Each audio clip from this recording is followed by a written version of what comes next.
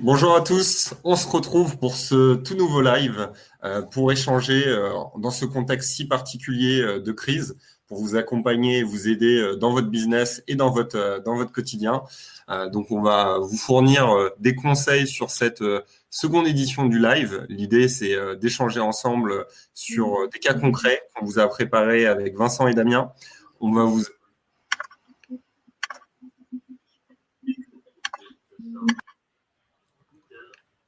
On va vous accompagner étape par étape durant ce live. N'hésitez pas à nous poser des questions tout au long de ce live. L'idée, c'est d'échanger réellement et de vous accompagner sur vos problématiques étape par étape. Un programme classique comme le premier, l'idée c'est de faire un petit point sur les chiffres et les tendances par rapport au secteur du e-commerce, d'avoir des retours de certaines solutions, certains acteurs. N'hésitez pas si vous avez des chiffres également à nous communiquer pour le prochain live. Nous sommes preneurs, donc vous pouvez nous contacter directement par LinkedIn.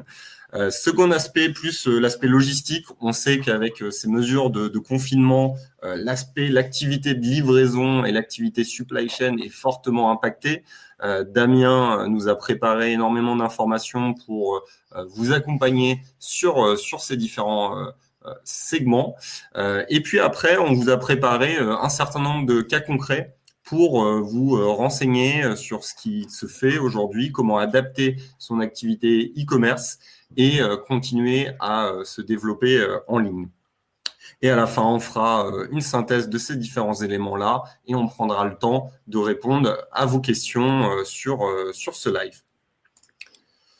Notre équipe, notre Dream Team, comme la semaine dernière, on retrouve Damien, fondateur et formateur e-logistique. Damien, tu veux dire peut-être quelques mots sur ta structure, Supply E-Logistic Agency ? Oui, donc bonjour à tous. Déjà, j'espère que tout le monde se porte bien et que les infos dont on va parler et qu'on va partager seront utiles.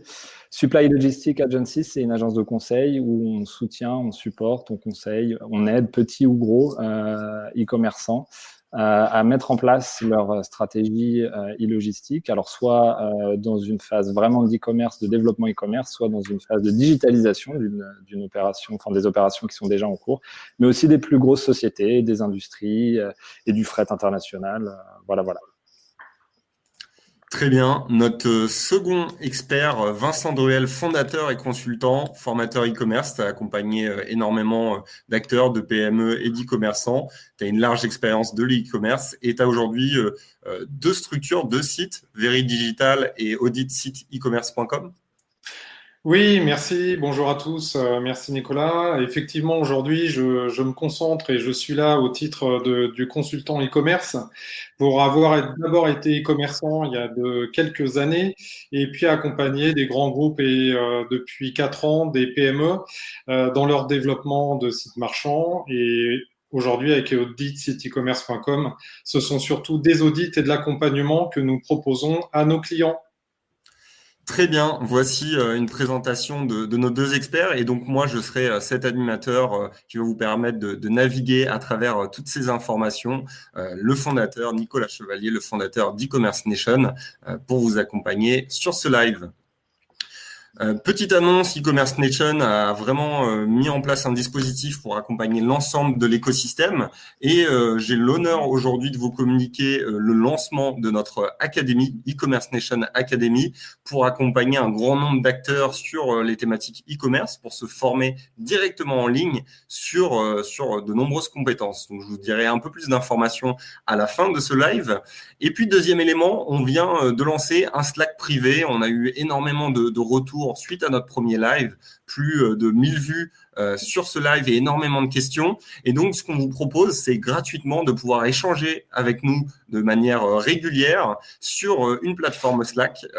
Vous pouvez retrouver le lien en description de la vidéo et également dans le chat. Donc, n'hésitez pas à candidater, à postuler pour rejoindre ce Slack qui a pour but d'échanger avec vos pairs et donc de trouver des solutions dans ce contexte. Et puis, deux autres leviers. Le levier live YouTube.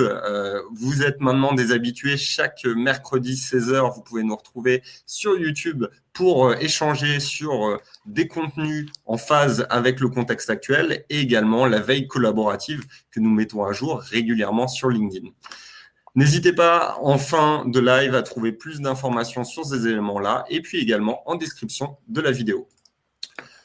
On attaque sur la première partie, sur l'aspect chiffres et tendances. On l'a vu déjà sur la semaine dernière. Énormément de choses ont évolué. Les acteurs ont pris conscience de la situation, ont mis en place des solutions. On va voir maintenant, aujourd'hui, comment ça a évolué avec quelques éléments clés. Vincent, si tu veux commenter ces quelques chiffres. Oui, alors sur le premier live, on avait abordé les visites et les taux de conversion sur les premiers sites, sur les besoins physiologiques, donc alimentaires, pharmacie. Et aujourd'hui, on a un petit peu de recul sur les habitudes, les comportements des Français.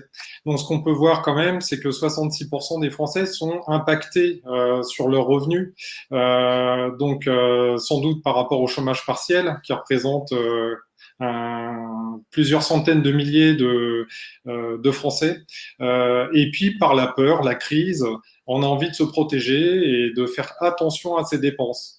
Donc, il faut bien comprendre aussi que les habitudes changent puisqu'on a 10% des Français qui ont commandé pour la première fois leurs produits en ligne. Donc, c'est plutôt une bonne nouvelle puisqu'on sait qu'il y a 9 internautes sur 10 qui déjà achètent en ligne. Donc, ça augmente encore ce taux d'achat et c'est plutôt intéressant pour l'e-commerce. Après, on a 18% des Français qui ont fait des stocks par crainte de manquer. Maintenant, on verra dans la durée comment ça se profile, mais c'est toujours intéressant de voir qu'encore une fois, la peur est bien là et qu'on est là pour se préserver de dangers, de manque concernant ses besoins physiologiques. Donc l'un des réflexes qu'on avait évoqué, mais maintenant qui est justifié par ces chiffres-là, c'est cet aspect de se tourner vers le e-commerce, vers des logiques, on le voit aussi sur les drives, de réduire les interactions sociales avec une interface en ligne.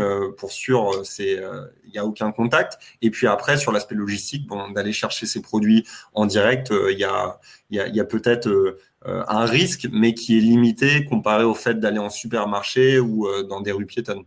Oui, alors c'est les comportements qui sont faits en temps de crise et avec la peur. Est-ce que ce sera durable? Ça, on ne le sait pas.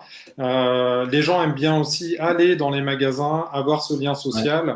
Donc, c'est pas évident que ces habitudes restent. Très bien.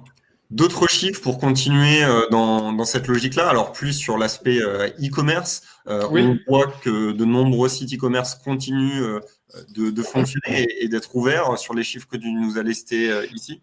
Oui, c'est plutôt une bonne nouvelle. On a quand même 94% des sites qui restent ouverts. Maintenant, avec un régime au ralenti pour certains, on le verra par la suite. On a 76% des sites, par contre, qui ont enregistré un recul des ventes depuis le 15 mars. Et ça, c'est vraiment significatif. Alors, notamment sur les produits secondaires.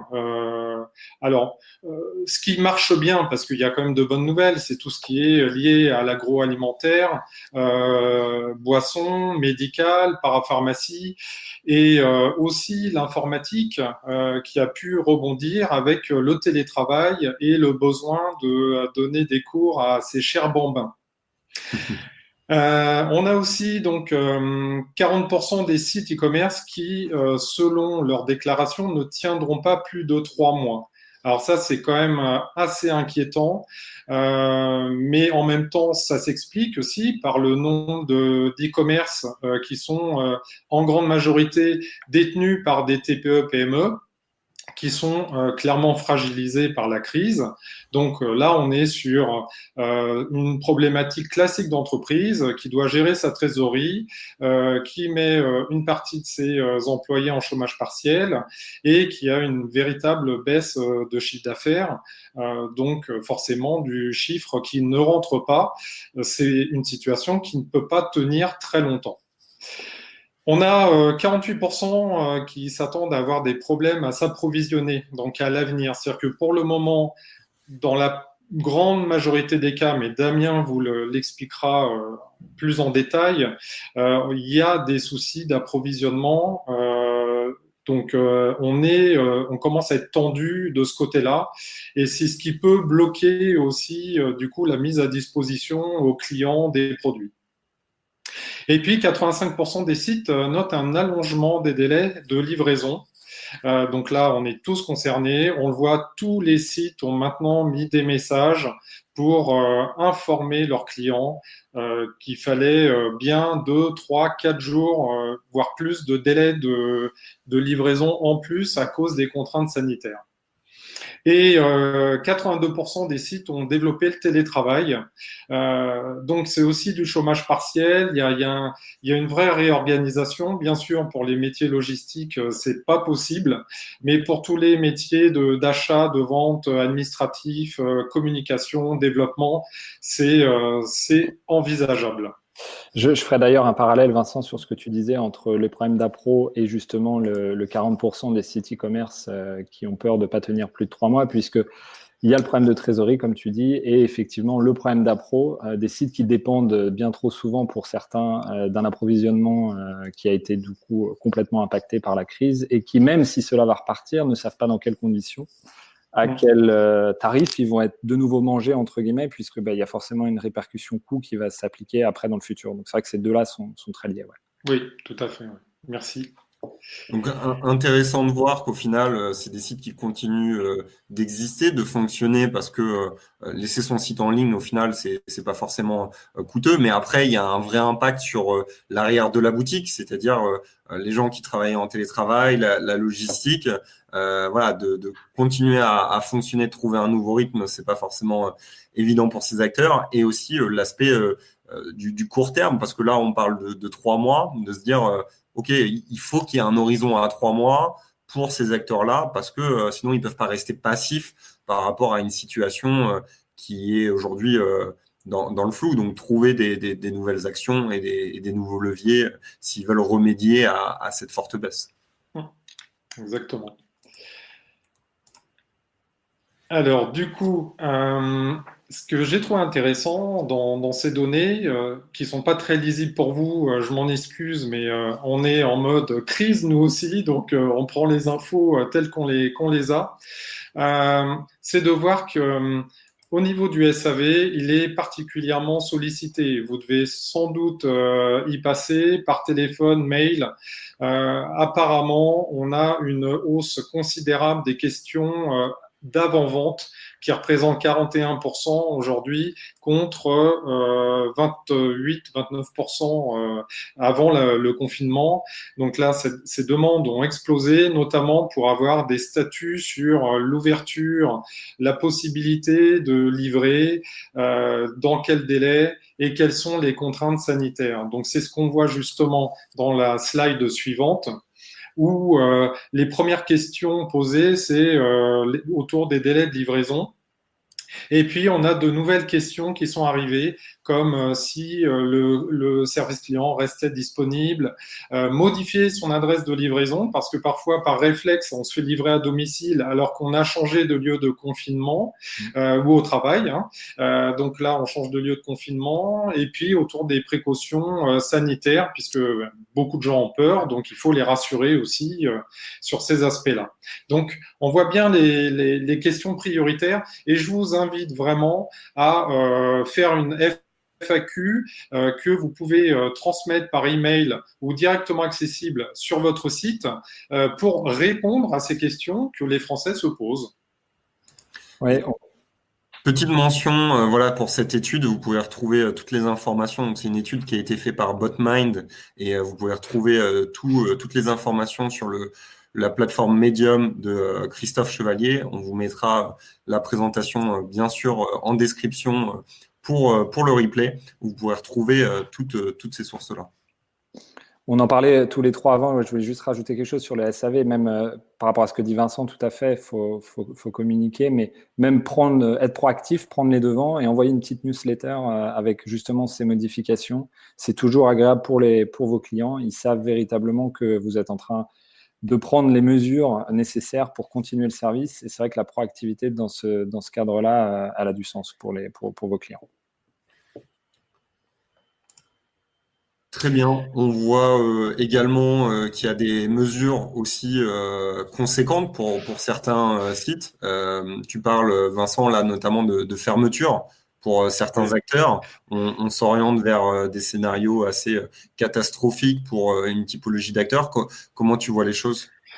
Bon, en fait, j'ai déjà fait une étude par rapport aux données que l'on a avant la crise, où j'avais estimé à peu près entre 20 et 37 000 fermetures d'e-commerce par an.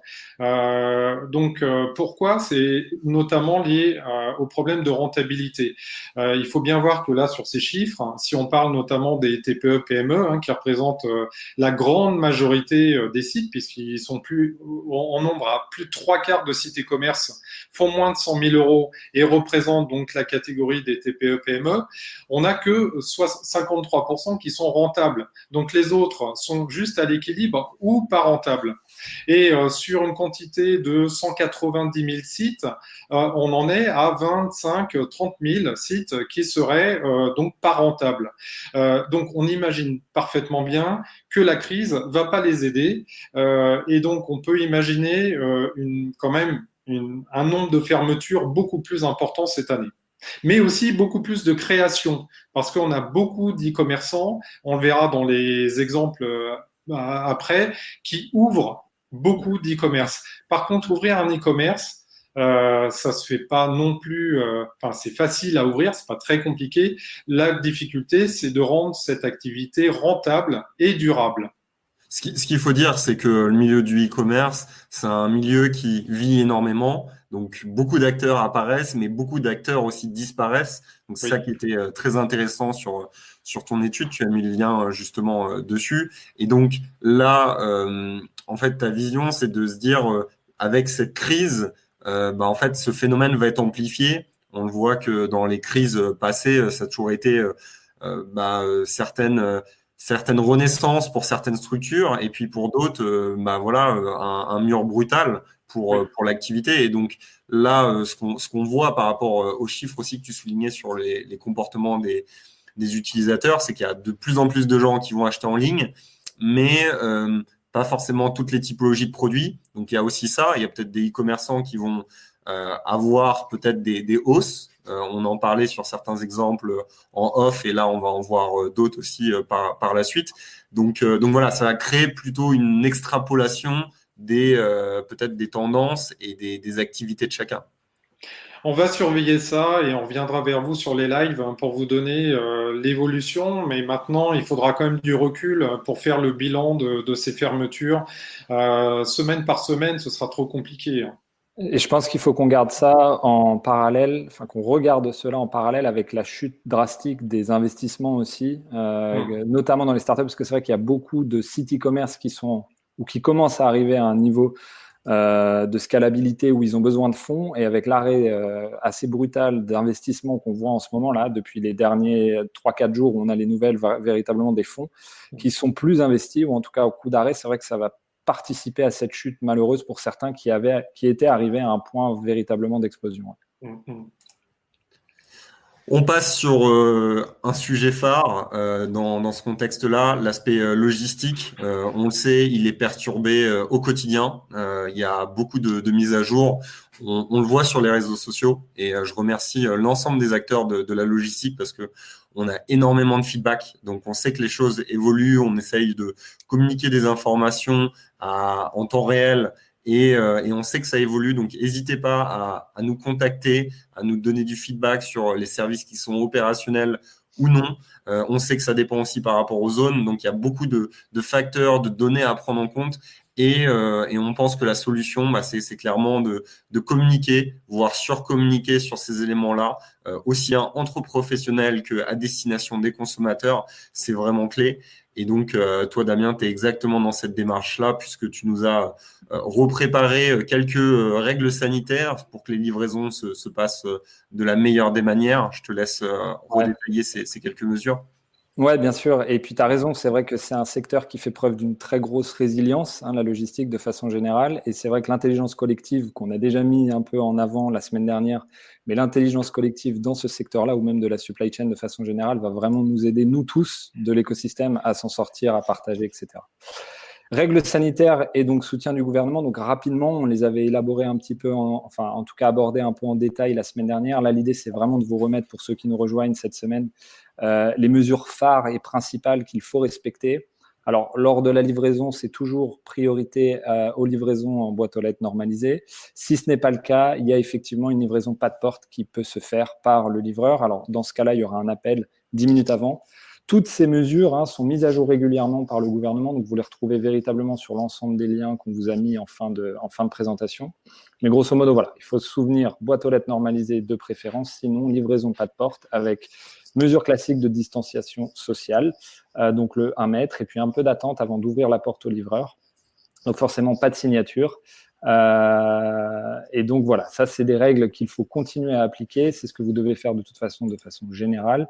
Il faut continuer à les appliquer et surtout aussi permettre à l'ensemble de l'écosystème de savoir ce qui se passe. Si certains acteurs ou certains transporteurs prennent des initiatives intéressantes, ne pas hésiter à les partager, à communiquer à ce propos. Donc on les a remis là rapidement pour vous, mais tout est disponible en détail sur le site du gouvernement. Alors ici, on trouvait intéressant de vous faire un petit peu le point très rapidement sur les impacts principaux sur la livraison, alors que ce soit les expressistes ou le transport de fret, et puis quelques chiffres. On garde en mémoire que la situation fait qu'il y a des délais de livraison en hausse qui sont annoncés maintenant par l'ensemble des prestataires, ça c'est évident.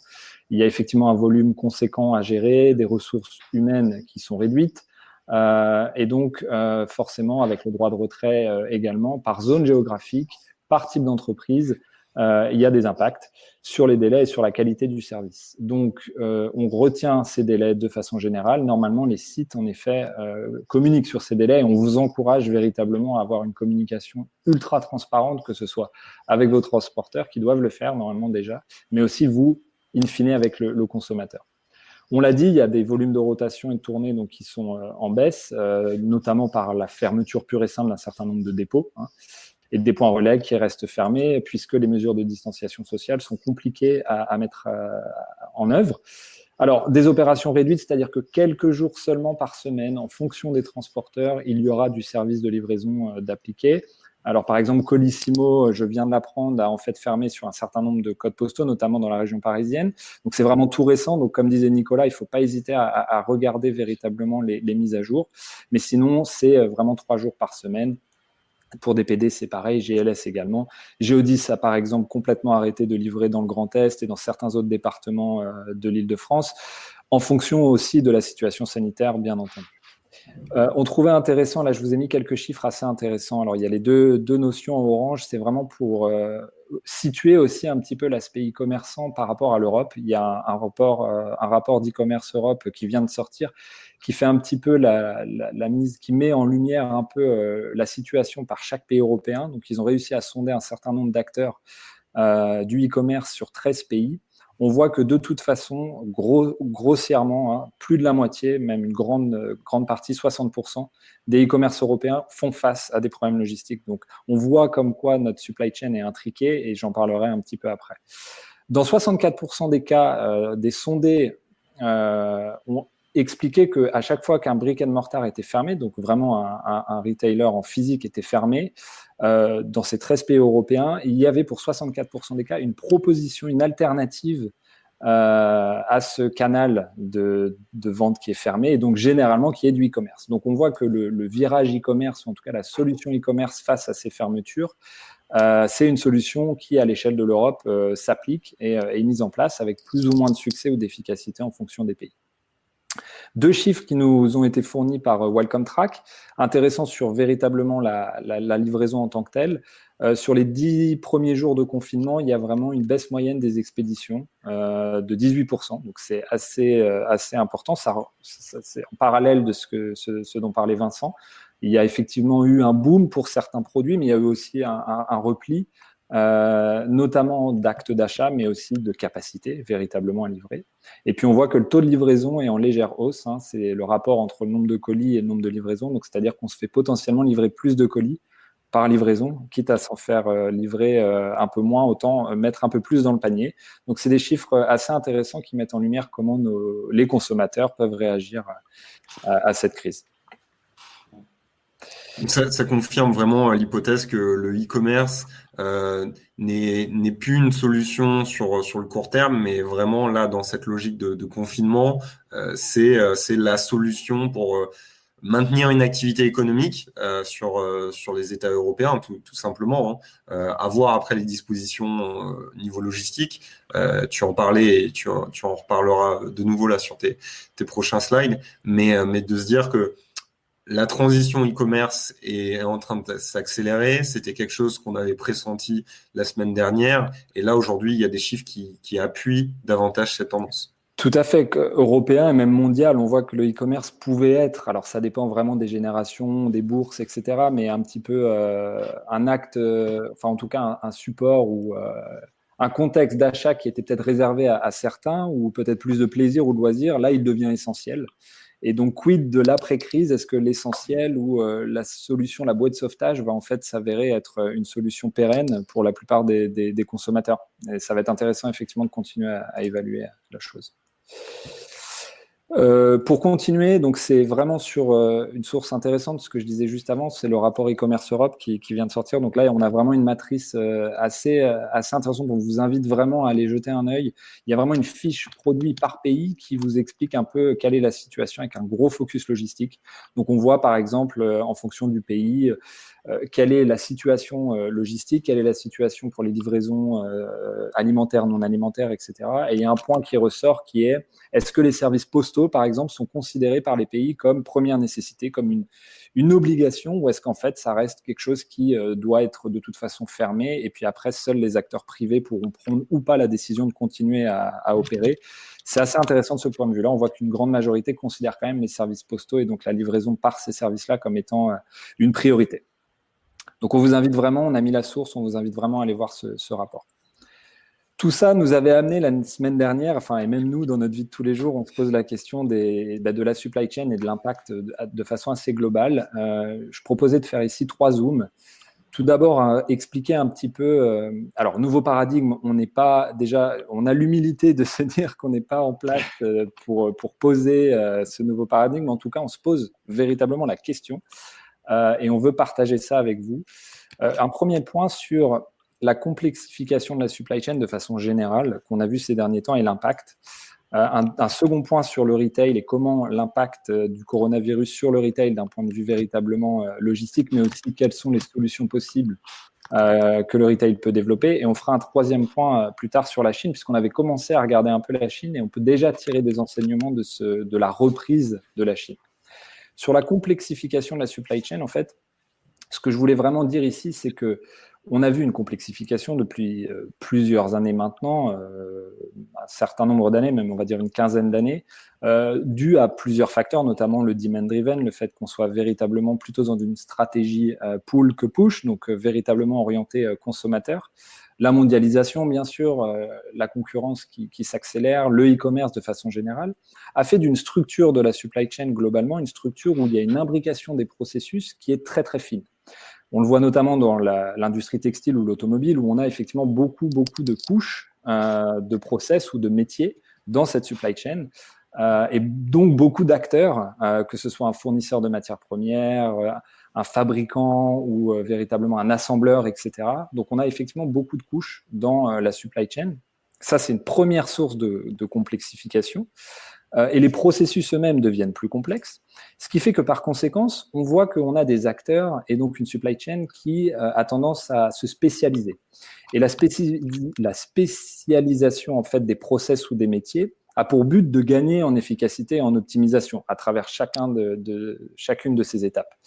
Ce qui fait qu'on est maintenant dans un réseau qui est plutôt en maillage, c'est-à-dire qu'avant on était plutôt dans un réseau pyramidal où on avait un certain nombre de fournisseurs et on allait vers un client final. Maintenant, on est vraiment dans un réseau de maillage où on a plusieurs fournisseurs, plusieurs sous-fabricants, plusieurs sous-traitants, plusieurs fournisseurs de matières premières, de produits finis, etc., qui travaillent avec un certain nombre d'acteurs en maillage, justement en réseau, comme une toile, dans la supply chain, pour, in fine, atteindre un certain nombre de consommateurs, aussi variés soient-ils. Ce qui fait donc que, face à une crise telle que le coronavirus, on a du mal, puisqu'on n'a pas forcément toute la transparence sur notre supply chain, on a du mal à savoir si on est impacté ou pas. Et c'est pour ça que souvent, on a des impacts qui vont être même à une petite échelle de e-commerçants français qui a l'impression de sourcer local ou qui travaillent avec des fournisseurs sans savoir quels sont les sous-fournisseurs. On a du mal à mesurer véritablement l'impact, en tout cas à court terme, parce que l'agilité et la transparence manquent. Donc ça, c'est vraiment un premier apprentissage que l'on peut faire et justement, quid de notre agilité face à une crise comme ça. Sur la partie retail, on a vu véritablement plusieurs initiatives qui ont été lancées. Grosso modo, on peut résumer le fait que le retail va essayer véritablement de s'en sortir en misant, et c'est ce qu'on disait la semaine dernière, sur sa communauté. Donc, conserver le lien avec sa communauté. Si potentiellement le volume d'affaires baisse, la communauté reste là, les clients restent là, communiquer avec ses clients est essentiel, on le verra par la suite. Et aussi le e-commerce comme étant une solution de repli ou en tout cas une solution à accélérer. Il y a quelques astuces qui sont ressorties assez intéressantes de plusieurs acteurs ou de plusieurs spécialistes, notamment commencer par gérer le flux d'informations, dans le sens où toutes les informations en lien avec votre réactivité à cette crise doivent être effectivement communiquées de façon fluide avec le client, parce que ça ne vaut pas le coup de faire tous les efforts du monde si le client n'est pas au courant. Et on reviendra là-dessus avec les exemples. Le live streaming qui commençait à se déployer de façon assez importante en Chine peut devenir une alternative. C'est un peu lié avec le deuxième point qui est la force de vente qui maintenant est un petit peu en chômage partiel peut devenir un influenceur en ligne. On a vu certaines sociétés qui utilisent leur force de vente s'ils travaillent à la maison, bien sûr, pas en chômage partiel, parce que chômage partiel, on ne doit pas travailler, mais qui utilisent la force de vente pour faire des avis, des commentaires sur les produits, mettre en ligne les produits et commencer à faire du live streaming e-commerce, c'est-à-dire se prendre en vidéo avec le produit pour commencer en fait à créer un autre canal de vente.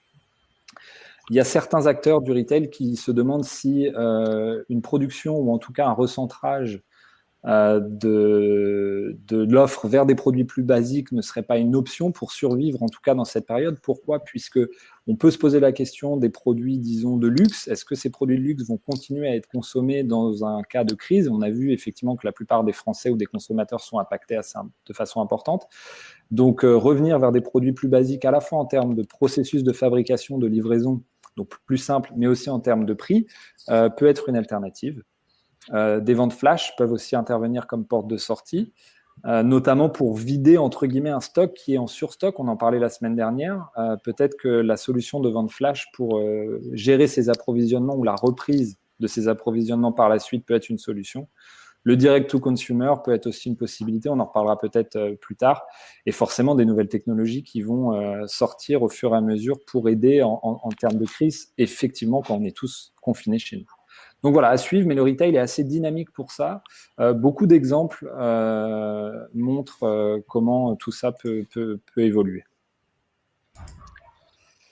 Je continue sur la reprise, alors assez timide des sociétés chinoises, mais vu qu'on avait commencé l'idée et que maintenant je suis engagé sur l'information à donner par rapport à notre veille sur LinkedIn, sur un peu comment la Chine évolue, c'est surtout qu'on a effectivement des enseignements à tirer puisqu'il y a une reprise qui a été faite, qui arrive. Alors, elle est encore timide, mais elle est là. Et ces éléments-là, les 10 points mis en avant ici, viennent de plusieurs sources, mais notamment une étude Standard & Poor's et Harvard Business Review assez intéressante qui montre que ces points-là peuvent être effectivement appliqués chez nous, même si la réglementation est différente, l'État français ou l'État chinois, dans sa façon d'appliquer les règles est différente. Je pense que c'est vraiment des apprentissages qu'on peut garder en mémoire. Ce qui ressort généralement, c'est qu'il est important en phase de crise, que ce soit dans une structure à taille humaine ou une plus grosse structure, de constamment prévoir la suite, prévoir le lendemain et calibrer les efforts. C'est-à-dire qu'il faut toujours remettre en question ce que vous faites au jour le jour, puisqu'on l'a vu avec les transporteurs, par exemple, tout peut changer demain. Donc, il faut se permettre cette agilité et cette remise en question avec ses équipes.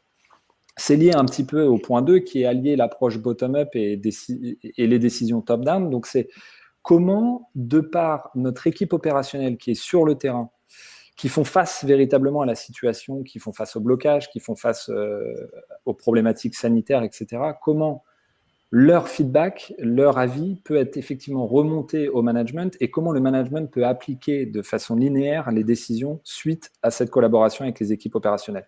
Et je pense que dans des moments de crise, on l'a dit la semaine dernière, il n'y a pas meilleur moment pour véritablement joindre les efforts, faire table rase des cloisonnements, notamment hiérarchiques, et travailler tous main dans la main pour permettre à la société de s'en sortir.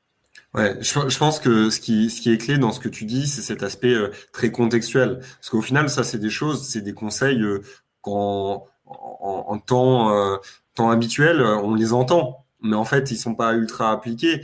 Mais chose qu'aujourd'hui, ils sont davantage écoutés parce que le contexte est beaucoup plus évolutif qu'il y a quelques mois. Donc au final, cette notion de feedback très proche du terrain, avec une logique très stratégique. Et on voit qu'il y a beaucoup de structures qui migrent carrément tout leur processus de production dans des logiques beaucoup plus solidaires, tout simplement, de se dire ma chaîne de prod, elle peut être utilisée pour ça. Tout à fait, ça, c'est possible que si on se rend compte d'une réalité sur le terrain, et pas forcément de son terrain, mais aussi du terrain global. Et je trouve que ça, c'est vraiment une nouvelle vision qu'on voit chez les entreprises, de se dire OK, je vais prendre un feedback terrain, mais qui est pas forcément juste sur mon secteur, qui est systémique, on va dire, qui est systémique, et je vais voir comment je peux apporter une pierre à l'édifice, quitte à m'éloigner un peu de mon activité et peut-être continuer à avoir une activité aussi commerciale. Parce que là, on voit des structures comme Renault, PSA, qui vont produire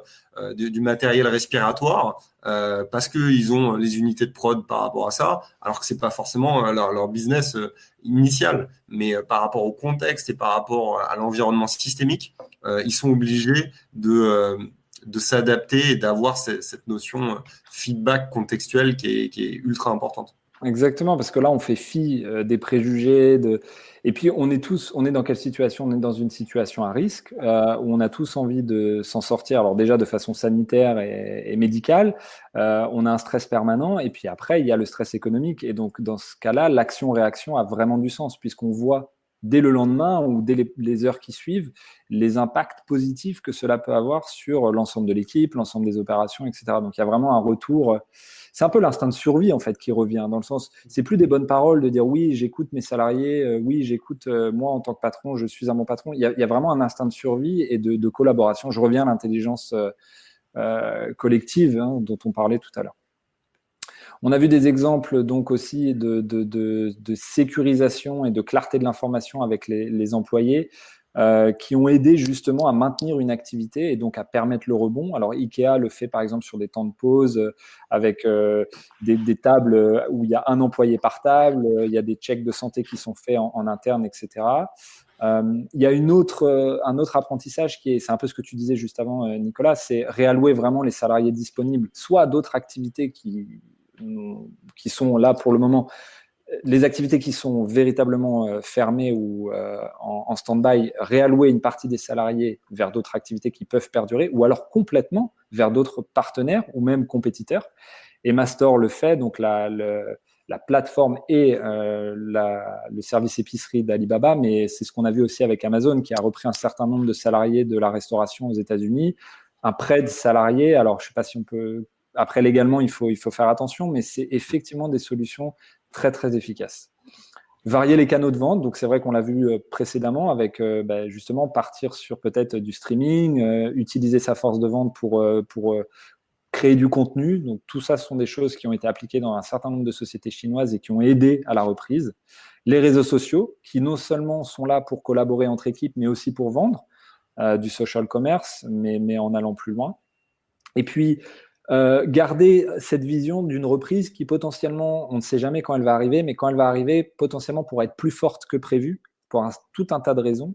Et on le voit notamment dans le secteur du tourisme où même si l'ensemble des voyages à court terme ont été annulés, il y a un certain nombre de sociétés qui ont mis en place des formations, en fait, qui ont disposé du temps dont les salariés avaient pour aider leurs salariés à se former sur un certain nombre d'itinéraires, de pays, ou en tout cas de vendre des projets de voyage à plus long terme, peut-être plus haut de gamme ou peut-être plus réorientés local. Donc vraiment tirer profit, entre guillemets, de cette crise pour continuer à regarder sur le long terme. C'est intéressant parce qu'en fait, il y a une vraie contradiction en termes de perception du temps dans ce que tu nous as listé. Il y a soit une réflexion très court-termiste, être ultra réactif en disant comment je peux aider au maximum, peut-être pour continuer à avoir une activité économique, même si c'est pas mon ADN central, mon produit initial, ou sinon avoir une vision très long terme, au sens où on se dit ok, j'ai peut-être les moyens, j'ai peut-être de la trésorerie, et en fait, je vais utiliser cette phase-là comme une phase d'innovation, de recherche pour me former et pour être plus fort à une sortie de crise. Alors peut-être que les dieux, ils sont conciliables au final, mais je trouve ça vraiment intéressant sur cet aspect de vision, de projection pour mon business. Ok, je suis dans quelle étape? Est-ce que j'ai les reins solides? Est-ce que non, je dois trouver tout de suite un nouveau modèle économique, un nouveau produit et aider l'écosystème comme je peux d'une manière solidaire ou pas pour après appréhender le temps qui m'est offert devant moi. Ouais. D'où l'idée des task force dont on parlait la semaine dernière, mettre véritablement une micro-équipe sur des solutions à court terme, une autre sur des solutions à long terme, essayer de créer des synergies comme ça dans vos équipes pour faire ressortir la créativité en fait de chaque salarié, quoi. Bon, j'irai assez vite sur la suite, mais faire de l'adversité une opportunité, on l'a dit, on l'a vu, on peut effectivement commencer à créer des partenariats avec des sociétés qui sont généralement concurrentes, mais qui là, pour le coup, peuvent nous aider. Il y aura toujours un retour. Il y aura toujours l'effet boomerang, alors positif, parce que si on le rattrapera par la main, on n'espère pas se le prendre en pleine tête, mais il faut faire preuve d'humilité et de solidarité dans ce contexte. Une petite boîte à outils que j'ai mis sur place. Alors, c'est surtout du très pragmatique. C'est véritablement comment prioriser quelques actions pour gérer sa supply chain quand on est au cœur de la crise. Alors, la démarche à suivre pour ceux qui tombent, entre guillemets, dans la crise sans savoir s'ils peuvent continuer d'opérer ou pas, c'est sur la partie gauche. C'est véritablement commencer par regarder, et on le dit à la fin dans la conclusion, c'est vrai qu'on fait une liste un petit peu des conseils avec le plan de continuité, etc. Mais là, très focus supply chain. Il faut véritablement commencer à regarder d'où viennent les blocages. On l'a dit, c'est un peu compliqué vu la complexification de la supply, comme on l'a dit avant, mais tout dépend du business model. Il faut trouver quels sont les problèmes, les localiser et tout de suite se poser la question de réassort et d'approvisionnement. Est-ce que ça vient véritablement d'un problème transport? Est-ce que ça vient d'un problème fournisseur? Est-ce que j'ai un fournisseur de substitut? Est-ce que j'ai un problème de transport qui ne sera pas réglé tant que je reste avec ce transport? Est-ce que je dois être patient ou est-ce que je dois au contraire m'orienter vers un autre transporteur? Le plan de continuité, il est indéniable. Alors, il n'a pas forcément vocation à être beau, parfait, etc., mais il doit être là. Il doit mettre en place une certaine vision sur le très court terme et le moyen terme, aussi pour savoir comment vous allez allouer les ressources. Et donc, le côté ressources humaines ici est important. Il y a forcément une liste de priorités essentielles à votre business, sachant que ce qui est le plus essentiel pour commencer, c'est l'humain, c'est la charge salariale et on en parlait, la créativité dont vous pouvez faire preuve en tant que gérant e-commerce ou l'équipe, l'ensemble des salariés est important pour savoir quelles sont les priorités de votre business dans un temps de crise. Enfin, il faut regarder quels sont les impacts directs sur le stock. Est-ce que vous avez un stock à maintenir et donc à payer? Est-ce que vous avez des problèmes de réassort qui sont, disons, plutôt complexes dans les 2 prochaines semaines ou qui vont être complexes dès que la reprise se fera sentir? Et ça doit vous amener à commencer à discuter, négocier et échanger avec l'ensemble des partenaires puisque tout le monde partage les mêmes écueils. Et il est important de commencer à communiquer et d'être très transparent avec vos partenaires. On espère qu'ils le font avec vous. C'est ce que nous, on essaye de faire avec l'ensemble des partenaires qui travaillent pour des clients. Mais dans ce contexte-là, en ayant listé tout ça, en ayant commencé à entamer une vraie communication, vous serez à même de savoir si vous devez adapter, voire cesser les livraisons ou même votre activité de façon globale. Pour ceux qui continuent d'opérer, donc qui sont plutôt dans un registre de produits de première nécessité ou qui n'ont pas été impactés par les mesures strictes de fermeture, on revient sur la sécurisation des approvisionnements. Alors, c'est très difficile en ce moment pour l'ensemble des raisons qu'on a évoquées. Les ruptures, les transports, les blocages dans les ports, etc. Mais aussi, vous, en tant qu'équipe, essayez de sécuriser les algorithmes de planification, si vous en avez, ou votre propre planification, votre équipe merchandising, etc. Et ne vous fiez pas trop au pic de consommation un peu irrationnel dont on a parlé tout à l'heure avec Vincent, même la semaine dernière, qui fait que vous avez peut-être une moins bonne vision de la demande puisqu'il y a eu un pic de conso un peu irrationnel. Les gens se sont rués sur certains produits. Il y a eu vraiment une augmentation de volume au début de la crise qui ne va sûrement pas durer. On le voit déjà avec la tech. Communiquer avec toutes les parties, donc c'est un peu ce qu'on disait avant pour la démarche supply de façon générale, pour en fait comprendre comment chacun est impacté, que ce soit les transporteurs, les entrepôts, les distributeurs ou vos livreurs, les transporteurs dernier kilomètre, pour tous ensemble être proactifs et du coup communiquer in fine avec son client final pour pas lui faire, avec votre client final, pour pas lui faire lui donner de faux espoirs en tout cas. Si vous avez un stock secondaire, il est intéressant de pouvoir le maintenir. Alors, ne pas en faire une priorité. On va vraiment travailler sur le stock de produits primaires, hein, donc de première nécessité. Par contre, votre stock, s'il est là, vous devez effectivement l'assumer. Hein, vous avez un stock à payer. Mais ces produits secondaires peuvent peut-être quand même être écoulés sur le e-commerce. Et justement, le e-commerce étant un petit peu moins restrictif, peut-être que ce stock secondaire, si c'est le cas, si ça s'applique, est important d'être maintenu si vous devez le maintenir pour le e-commerce, justement. Je pense que la data n'a jamais eu autant d'importance pour ceux qui ont la capacité de récolter et d'utiliser une data de qualité. Il faut faire en sorte de la partager au maximum avec l'ensemble de ses équipes et de ses prestataires ou de ses partenaires. Plus elle est mise à jour, mieux c'est. Plus elle est de qualité, mieux c'est, puisque tous ensemble, on pourra être justement réactifs, proactifs. Et je pense, et c'est ce qu'on disait juste avant avec Nico, c'est le moment de décloisonner véritablement tous les départements et les métiers pour qu'ensemble, c'est un peu le bottom-up, top-down dont on parlait tout à l'heure, pour qu'ensemble, les informations, les avis puissent permettre effectivement de sécuriser votre business. Donc voilà, une boîte à outils qui peut être encore très très longue. On a essayé de mettre vraiment d'un point de vue supply et appro ce qui était important pour continuer à opérer, mais on mettra tout ça à jour. Super intéressant en tout cas, cet aspect de données et de visualisation de données que tu as évoqué, je pense qu'il est essentiel. C'est des choses qu'on applique en plus au sein de ce live, puisque cet aspect de veille collaborative, on essaye de récolter énormément de feedback, mais totalement déstructuré, de l'avoir de tous les acteurs pour après le consolider et après le mettre en forme et le visualiser à travers cette présentation. Donc, cet aspect de données et d'intelligence collective, c'est vraiment le maître mot dans cette période. Et ce qui nous fait une transition pour cette seconde partie, c'est l'aspect des cas concrets, de voir comment ça se matérialise sur des business, comment les participants de ce live peuvent se dire ah ouais, ok, bon, là je suis face à une situation qui est complexe. Je vois que sur le court terme, ça va être difficile parce que j'ai pas les moyens. Quelles sont les possibilités pour continuer à me développer? C'est ce qu'on va essayer de dresser à travers ces quelques cas concrets. Ouais. Premier cas, Damien, je te laisse le commenter. Oui, tout à fait. On a essayé donc avec Vincent et Nicolas de vous mettre un certain nombre d'acteurs, alors des tailles, des business models différents, des structures différentes, des canaux de vente différents. Donc il y a vraiment du retailer, du commerçant, du e-commerçant. Ici, on vous montre un peu la façon dont les acteurs ont réagi, comme disait Nicolas, et il y a différentes solutions. Alors, elles peuvent s'appliquer un peu à tous, ou parfois certaines mesures vont s'appliquer, d'autres pas.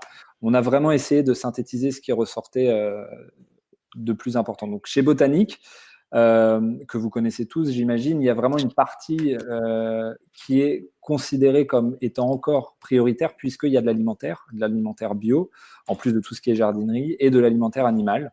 Quoi qu'il arrive, dès que vous tombez sur le site Botanique, il y a vraiment un bandeau très très clair en haut du site qui vous informe directement des mises à jour et de ce qui se passe d'un point de vue ouverture, fermeture, réduction ou maintien des activités, avec une foire aux questions, donc une FAQ qui est très, très complète et très détaillée. Donc ça, c'est vraiment le premier conseil, et je reviens sur ce que disait Vincent juste avant. La FAQ, elle est primordiale. La proactivité, elle est encore mieux, c'est-à-dire envoyer une newsletter ou communiquer sur toutes les mesures que vous avez changées, c'est primordial. Alors, Botanique a décidé de réduire ses activités, bien sûr, puisque par la loi, ils doivent continuer, puisqu'ils le peuvent, à alimenter, à fournir les produits alimentaires. Donc, il y a des horaires de magasins qui ont été impactés et des lieux, puisque certains magasins sont en effet fermés, d'autres restent ouverts. Il y a une liste de priorités de produits qui a été mise en place et il y a justement une réaction très directe, une réaction opérationnelle qui est la mise en place du click and collect et de la livraison à domicile. Très clair, très bien expliqué. Donc, on vous invite à aller voir après en détail ces cas d'école sur les sites, puisqu'on a une foire aux questions qui répond vraiment de façon très transparente par un oui ou par un non. Comme je le mets ici avec les petites flèches, est-ce que je peux réaliser une commande sur le site botanique.com? Oui, plus les détails. Donc oui, vous pouvez, mais ça dépend de quel produit. Vous pouvez, mais il va falloir le chercher en click and collect. On respecte les mesures de confinement, de distanciation sociale, etc., etc. Donc là, un gros zoom sur l'adaptabilité logistique, et vraiment quel service j'ai mis en place, click and collect, et puis le bandeau, très, très présent pour mettre tout le monde d'accord dès l'arrivée du e-acheteur sur le site internet. C'est très linéaire. En allant sur le site botanique, dès lors qu'on arrive dessus, on a même un pop-up qui parle directement de cette logique de click and collect. Alors, je ne sais pas si c'était en amont ou ils l'ont adapté, mais par rapport à ce contexte-là, je trouve ça très intéressant parce que j'arrive dessus, je dis, ah ok, si j'ai l'habitude d'aller au magasin, je sais qu'il est là-bas et je sais que je vais pouvoir y retrouver mon compte à travers les problématiques de livraison. Donc, je trouve que ce qui est important, c'est aussi d'avoir une ligne directrice. Donc là, ce qui est super intéressant, c'est qu'ils ont énormément de messages, mais des messages qui sont cohérents et alignés avec leur positionnement en disant, voilà, on peut vous accompagner. Ce qu'on suggère, c'est cette logique de click and collect parce qu'on a réduit nos horaires et on est disponible pour vous, mais dans les règles sanitaires qui sont communiquées par l'État. Et cette partie e-commerce, voilà, c'est pas forcément que des livraisons, ça peut être du click and collect, ça dépend aussi de l'usage certainement des gens et ils ont peut-être réfléchi ça pour se dire, ok, pour avoir moins de frustration, peut-être le plus intéressant, ce qu'on propose, c'est en priorité cet aspect de click and collect parce que sur les logiques de livraison, on peut avoir des questionnements et des incertitudes vu le contexte actuel. Et je pense que ça va changer la donne même pour le futur, pour un certain nombre de consommateurs, notamment sur certains produits lourds aussi, qui vont se dire, bah, tiens, cette solution click and collect va peut-être effectivement continuer, perdurer. Et puis, en commandant des produits plus ou moins lourds, le click and collect peut aussi m'aider. Moi, par exemple, c'est la première fois de ma vie que j'utilise le drive en période de confinement. Parce que, comme disait Vincent, j'avais plutôt du style j'aimais aller en magasin. Là, j'ai utilisé le drive pour des produits de première nécessité, pour un peu éviter la cohue et être un peu plus rapide. Donc, c'est vrai qu'il y a des choses qui vont perdurer comme ça. Ce qui est intéressant chez Botanique, c'est aussi les informations. Bon, chez la plupart des acteurs, mais des informations très claires sur les délais. Du style, véritablement, faites-nous confiance, on travaille corps et âme, mais gardez confiance en nos services. Il y aura des retards. Et je pense que justement, cette transparence, elle est importante pour tout le monde. Et pour, je pense aussi, dans le futur, améliorer la relation commerçant et consommateurs de façon générale. Je pense que ce que cette crise va peut-être nous apporter, c'est une transparence aiguë pour la suite des choses. Et je pense que ça peut faire que du bien à l'ensemble de la planète, pour être tout à fait honnête. Deuxième exemple, sauf si tu avais un truc à rajouter, Nico, encore ou... C'est bon pour moi. June, donc intéressant, puisque là, on est sur une marque donc, de couches très éthique, avec des produits sains, etc. Alors, ce qui est intéressant chez cette marque, c'est qu'il y a un transfert, c'est le point 2 vraiment que j'ai mentionné ici, il y a un transfert très rapide vers un changement de problématique ou de solution logistique. Et la technologie, toute la technologie et toute l'équipe tech de June a dû se mettre à jour de façon assez rapide, puisque le dépôt en magasin et donc le retrait dans un point, du colis dans un point relais, merci Vincent, n'était plus possible. Et donc, il y a eu un transfert assez rapide avec le service livraison à domicile, plus un pavé d'informations qui explique si vous avez passé votre commande avant qu'on ait fait ce changement ou après. Et ça, j'ai trouvé ça très intéressant pour deux choses. La première, c'est de voir le niveau de réactivité possible. Et on vous met en fin de présentation de ce live tout un certain nombre d'éditeurs ou de solutions logistiques, ou pas que d'ailleurs, mais qui vous supportent dans cette transition, ou même pour le futur, qui supportent la transition e-commerce. Quand vous n'avez pas forcément la technologie pour le faire vous-même, quand vous avez une équipe tech qui est capable de faire un transfert et que vous avez justement une relation avec un transporteur ou un service logistique qui permet justement une interaction assez rapide, vous pouvez faire un transfert de technologie et du coup basculer tout de votre solution logistique sur du livraison à domicile. Donc, j'ai trouvé ça très intéressant. Même chose, on a une bannière ici, un bandeau en haut de site, des informations très claires et très détaillées sur chacune des parties. Avec là, pour le coup, une société e-commerce qui maintient ses activités, toujours avec une FAQ qui est très complète. Et alors, une autre conséquence, c'est la deuxième, c'est que il y a une priorité qui a été... en fait, il y a un refocus qui va être fait, June a toujours été une marque éthique, hein, mais il y a un refocus qui va être fait. Je pense qu'ils vont vraiment profiter de cette crise, c'est ce qu'ils expliquent, pour mettre véritablement investir encore plus sur l'aspect éthique des produits et notamment sur le caritatif. Donc, je trouve que ça aide en tout cas certaines marques qui sont déjà dans cette démarche à aller encore plus de l'avant face à des crises sanitaires telles que celle-ci. Et ils ont effectivement aussi donné priorité de certaines de leurs commandes aux établissements de santé. Donc, on voit véritablement plus qu'un branding parce que c'est vraiment une notion qui est partagée par l'ensemble de l'équipe dirigeante de la boîte. Il y a vraiment un boost qui a été fait pour une bonne raison vers ce côté éthique, quoi. Ouais, une FAQ très complète. Je vais poster le lien dans le chat si les personnes veulent checker, mais vraiment très intéressant comme dispositif en termes de contenu et de structuration d'informations. Tout à fait. Je continue sur les cas pratiques. Mano Mano. Alors, Mano Mano, je pense que maintenant, un bel acteur français, tout le monde connaît. Mano Mano, ce qui est très intéressant ici, et c'est à la portée de vous tous, donc, il y a un maintien des activités également, hein, avec un détail qui est fourni en fonction du fournisseur ou des produits, puisque Mano Mano a des fournisseurs qui viennent d'un peu partout, et notamment certains ont été impactés parce qu'ils ont fermé, etc. Mais il y a vraiment une liste claire de produits et de fournisseurs qui restent donc ouverts, enfin, donc de produits disponibles. Mais il y a surtout un pari sur l'humour et un pari sur le contenu. Et on en parlait la semaine dernière avec vous deux, messieurs. Maintenir la relation avec son consommateur, c'est la clé. Si on a une baisse du chiffre d'affaires ou des ventes, on a quand même une base de clients, de consommateurs qui est important. Et c'est ce qui va faire perdurer l'activité dans le futur. Les clients, ils sont peut-être pas présents là sur les 2-3 mois de la crise, mais ils reviendront forcément et tout le monde s'entraide. Mano Mano a choisi véritablement de parier sur l'humour, un humour pas du tout décalé, un humour qui se prête à la situation, même s'il y a effectivement des cas graves en France. Je pense que tout le monde maintenant donne son soutien et est assez en empathie avec notre personnel médical, etc. Mais un humour dont on a aussi besoin et qui dit que grosso modo, il faut réussir à se faire plaisir dans ces périodes de confinement. La maison ou l'appartement, c'est le meilleur endroit pour bricoler, notamment en période de confinement. Et donc, il crée du contenu.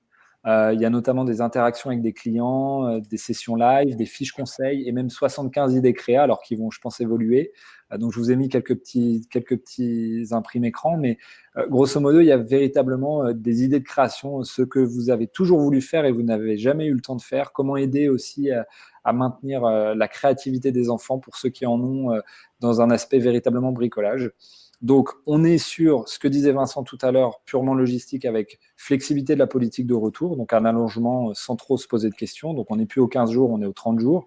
On est sur un maintien des activités avec une livraison à domicile et un pari sur l'humour. Et je pense que le ton, ici, est aussi important en fonction de votre proposition de valeur. Et c'était pour moi important de le noter. Très intéressant, je mets le lien notamment sur les idées pour s'occuper à la maison, mais voilà, Mano Mano, ils ont adopté un style de communication qui est cohérent par rapport à leurs produits, et puis cette logique pareil d'information, de structurer, d'avoir un bandeau sur le haut du site et d'avoir une communication très claire et très directe par rapport à leurs utilisateurs. Sachant pardon, que chacun mentionne effectivement le respect des règles sanitaires et donne aussi une information et une transparence sur les employés de l'entreprise. Et je trouve que ça permet aussi à chaque consommateur de faire un choix peut-être un peu plus éclairé lors de son achat en voyant ce genre de transparence. C'est aussi quelque chose qu'on recommande à nos e-commerçants. Un dernier petit exemple, alors ici c'est véritablement plus du local, c'est vraiment un commerçant qui a commencé à développer un site e-commerce, mais qui a en fait profité entre guillemets de cette crise pour véritablement redoubler d'efforts pour distribuer ses produits via le e-commerce. C'est des produits japonais qui tournent autour de l'art et de la culture japonaise. Il y a un maintien des activités, alors uniquement e-commerce, puisque son magasin a fermé. Et dès que le magasin a fermé, effectivement, il y a eu une newsletter qui a été envoyée. Donc, ce petit email avec cette petite icône des deux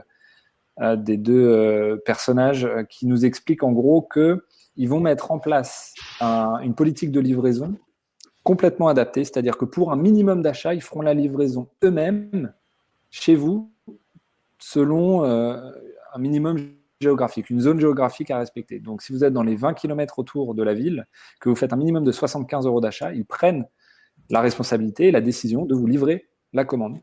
Et donc, ça permet de pallier un certain manque d'un point de vue transporteur. Ça permet d'aller aussi en parallèle avec le service de transporteur, mais ça aussi permet quelque part d'augmenter la valeur du panier, puisqu'il y a un minimum de commandes. Et puis, dans ces temps de confinement, on n'a pas trop envie d'avoir des interactions, de permettre aussi peut-être de faire une commande de plusieurs produits en même temps. Donc, je trouvais ça assez intéressant puisque c'est un acteur, c'est un petit e-commerçant qui n'a pas forcément beaucoup de marge de manœuvre, mais qui en fait réussit à être très, très réactif sur cette phase qui est assez compliquée.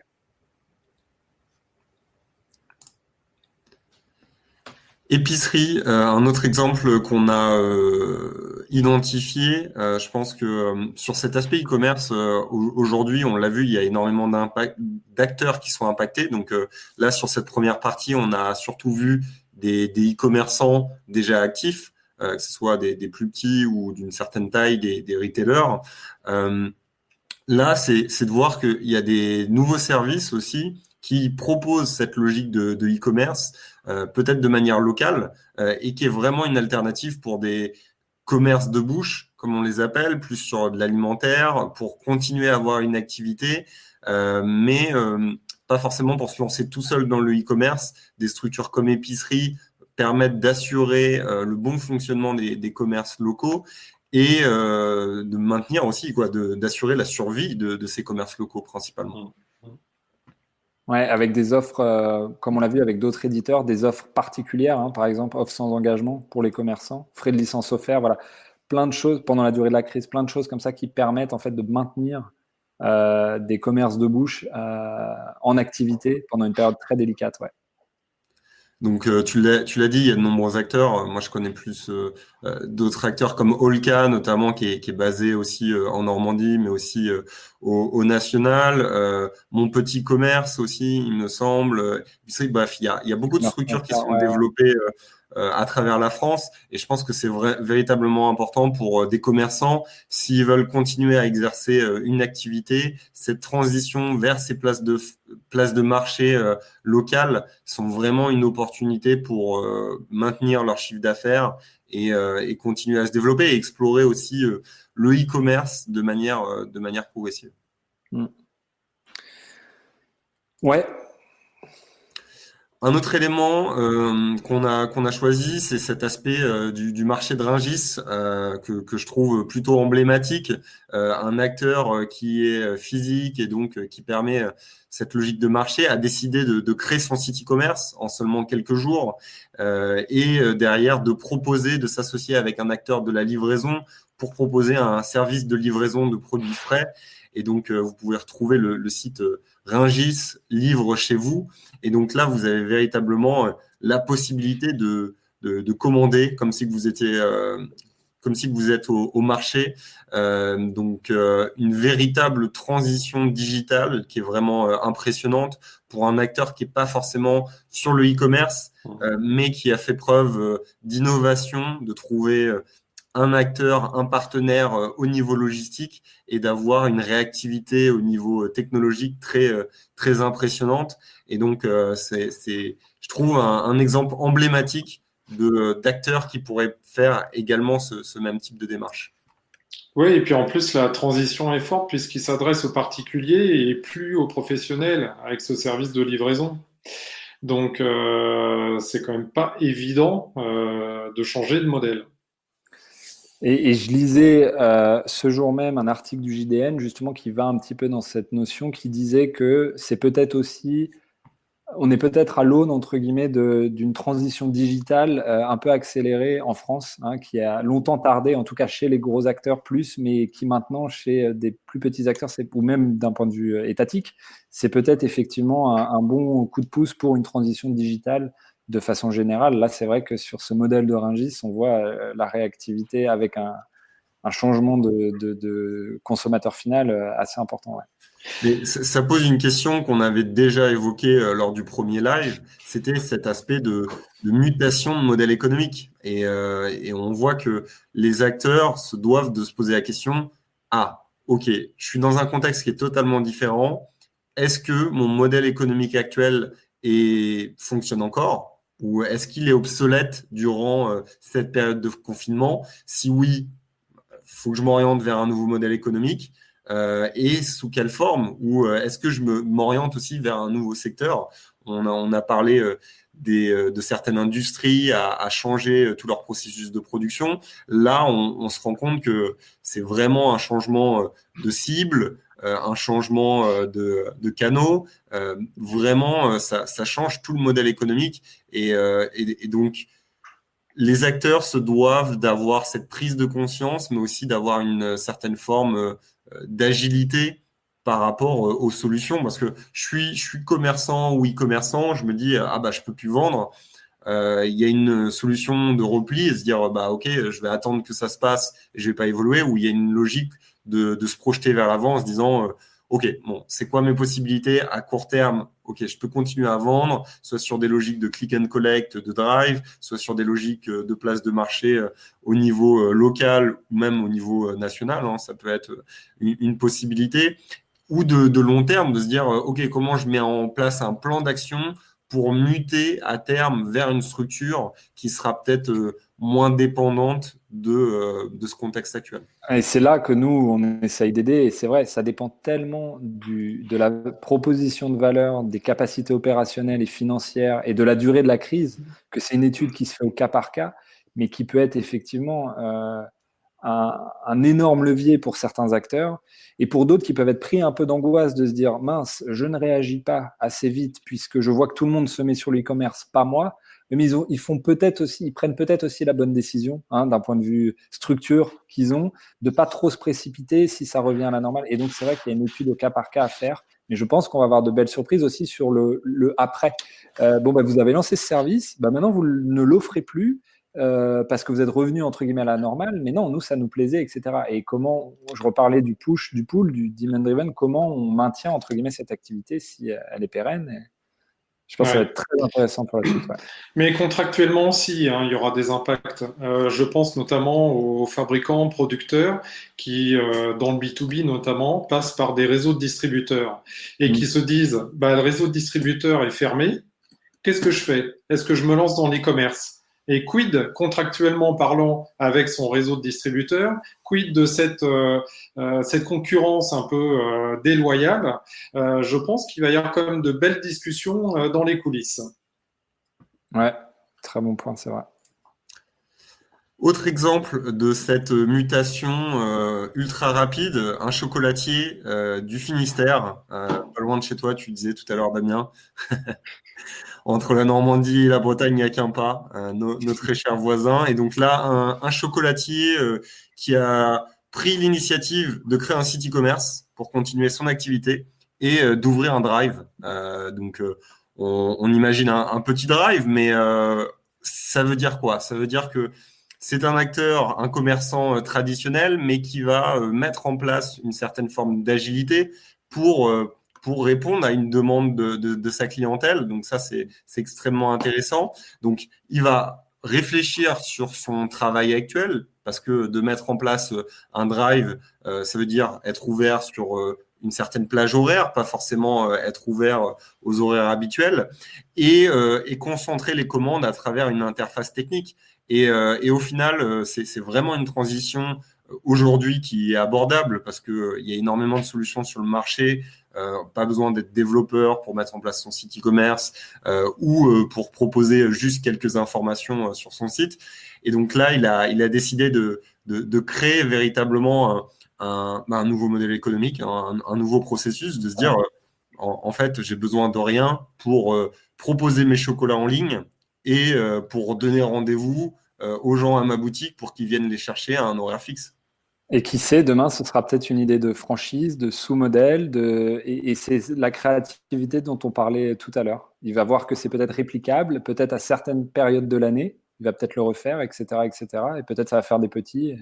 Oui. Opportunités, ouais. Là, le chocolatier, de toute manière, il n'a pas vraiment le choix parce que Pâques, pour lui, c'est peut-être 40% de son chiffre d'affaires. Donc, il fallait qu'il trouve une solution et il l'a fait et très bien, tant mieux pour lui. Ça se développe, on le voit, hein, même des charcutiers, des bouchers, poissonniers, pharmaciens proposent du drive ou de l'e-commerce de plus en plus. Donc, il faut encourager ces démarches. Mais même Et si là, Pâques a été décalé au 15 août, hein, je ne sais pas si vous êtes au courant. C'est le poisson d'avril obligé du jour. On l'attendait, on l'attendait. ce qui est intéressant aussi de noter, c'est que quand on parle de drive, moi, quand on me dit drive, je me dis Leclerc Drive. Moi, je me dis c'est une grosse structure qui propose du drive. Et aussi par rapport à ce contexte actuel, de se dire bah, il y a un chocolatier dans le Finistère qui fait du drive, c'est aussi intéressant de décloisonner les réflexions, de se dire je peux être une petite structure, je peux m'orienter sur des nouvelles mécaniques, des nouveaux modes de fonctionnement. Alors là, c'est la sémantique, on utilise le même vocabulaire, le même mot pour cette logique de drive ou encore de click and collect. Mais au final, je pense qu'il y a beaucoup de solutions pour continuer à gérer sa vente. Tu le montrais avec l'exemple de la boutique japonaise qui faisait de la livraison spécifique dans une certaine zone à partir d'un certain montant. Bref, voilà, il y a des possibilités quand on est commerçant, soit à réfléchir par soi-même, soit à réfléchir avec d'autres solutions, des places de marché locales ou des systèmes de livraison aussi qui sont à disposition. Accompagnement. Donc là, on a fini sur cette partie de cas concrets. On s'est rendu compte des possibilités d'évolution pour les business, comment s'orienter et mettre des choses en place très pratiques pour son business, pour continuer son activité. Et donc là, on a voulu relister quelques éléments, mais aussi insister sur un assouplissement, on va dire, de certaines mécaniques e-commerce. Toi, Vincent, c'est ce que tu as observé. Ouais. Tu as eu pas mal de retours à ce niveau-là, notamment au droit de rétractation. Oui, alors on le sait, la loi Hamon implique 14 jours hein, pour le retour et le remboursement des biens. On se doute bien que face à la crise, ces 14 jours peuvent ne pas tenir. Donc, il est important de lâcher du lest et en fait d'autoriser des retours qu'on observe de 30 à 60 jours pour le retour de ces produits. Donc ça laisse le temps de livrer le produit, de le tester et de le ramener, donc de lever en fait les freins à la vente. C'est surtout ça à la base. C'est de rassurer. Alors contractuellement, il faut bien mettre à jour ces conditions générales de vente. Hein. N'oubliez pas, pour que ce soit bien clair, que vous n'ayez pas de conflits par la suite. Voilà, pardon, oui, merci Nicolas. Sur l'aspect, on le voit aussi sur l'aspect de mise en place de services. Il y a des services qui sont impactés, notamment Google My Business. On sait que c'est un réflexe pour les commerçants, notamment, de se dire, en termes de présence, c'est d'être présent sur Facebook, sur Google My Business. Mais là, au final, on voit que ce type de services peuvent décider de limiter certaines fonctionnalités. Oui, j'ai reçu un message pour un centre de CrossFit, comme quoi Google My Business fermait automatiquement le site, recevant du public. Alors ça peut être problématique pour les commerces comme notre chocolatier qui peut faire du drive ou de l'e-commerce. Il a tout intérêt à vérifier que Google n'a pas fermé totalement son activité. Donc attention, vérifiez vos comptes, regardez les mises à jour parce que là, Google nous fait des siennes. Intéressant, ouais. Bien vérifier sa présence en ligne, ça c'est clé pour maintenir ou au moins prévenir ses clients aussi. Google My Business a envoyé des messages en plus régulièrement pour valider les horaires et l'ouverture des business Ouais. dans ce contexte-là. Ouais. Donc, encore une fois, hein, pour vous aider, il y a France Num qui recense un certain nombre d'aides, notamment là pour les artisans, commerçants indépendants, et qui propose une liste d'éditeurs ou de services qui mettent à disposition des offres particulières. On en parlait juste avant. On en reviendra un petit peu plus tard. Oui, ça est un petit peu désordonné, mais c'est pas grave. Alors, e-commerce for good, je te laisse peut-être Nicolas en parler. Ouais, dans cette même logique, on voit ces plateformes. Donc, il y a France Numérique qui recense des conseils, mais aussi des solutions. Et dans cette même dynamique, la FEVAD a mis en place ce contenu-là qu'il appelle e-commerce for good, qui va lister toutes les initiatives des acteurs e-commerce, des initiatives solidaires. Donc, je trouve ça extrêmement intéressant. Je vous invite à consulter davantage d'informations.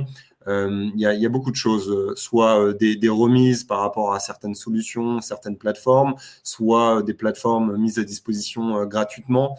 Mais on se rend compte que l'écosystème du e-commerce a une démarche très solidaire et donc c'est des choses qu'il faut porter. Donc n'hésitez pas. Je pense que aujourd'hui on est dans un contexte qui est particulier. Donc ça veut dire que si vous avez des besoins et des motivations pour vos business qui sont clés, n'hésitez pas à dialoguer avec les prestataires, les solutions. Je pense que s'il y a bien un moment et un contexte qu'ils peuvent comprendre, c'est celui-ci. Donc voilà, n'hésitez pas à demander des aides, hein, tout simplement.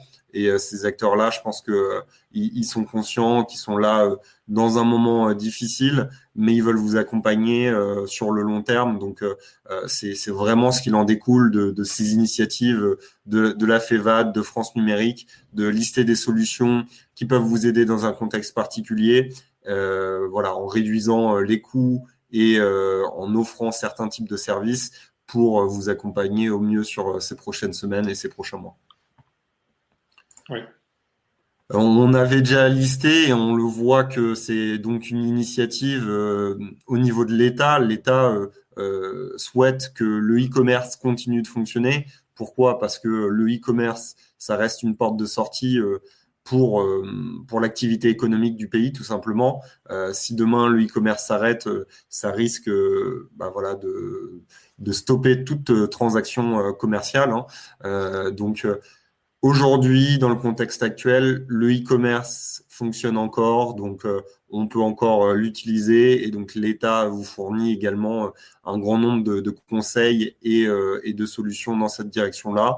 Nous, on a aussi également énormément de solutions sur notre site, donc n'hésitez pas à vous renseigner, à regarder les solutions qui vous intéressent et puis à les contacter pour les solliciter pour la mise en place. Je pense qu'ils feront preuve d'énormément de compréhension pour vous accompagner durant cette période. Et je reviens sur les CCI aussi dont on parlait la semaine dernière. Très efficace. Ils continuent à envoyer. Inscrivez-vous aux newsletters CCI Commerce, CCI Industrie.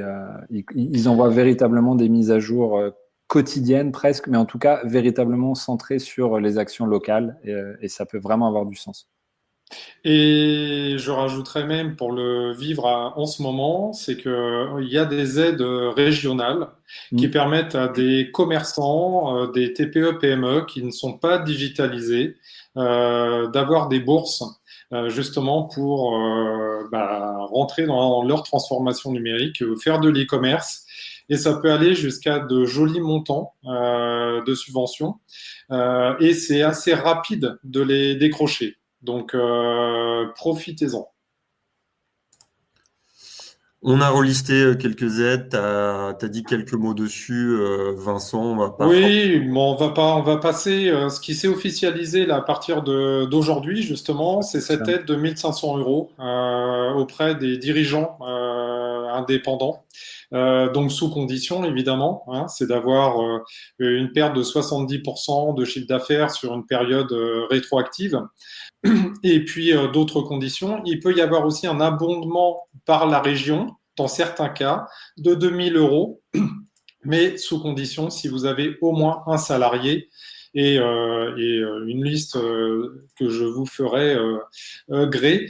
Donc, c'est vraiment la nouveauté. Sinon, côté chômage partiel, on est quand même à 3,6 millions de gens touchés par le chômage partiel, là, cette semaine. Donc, ça a littéralement explosé. Ouais. Voilà, vous retrouvez toutes les aides aussi. Voilà.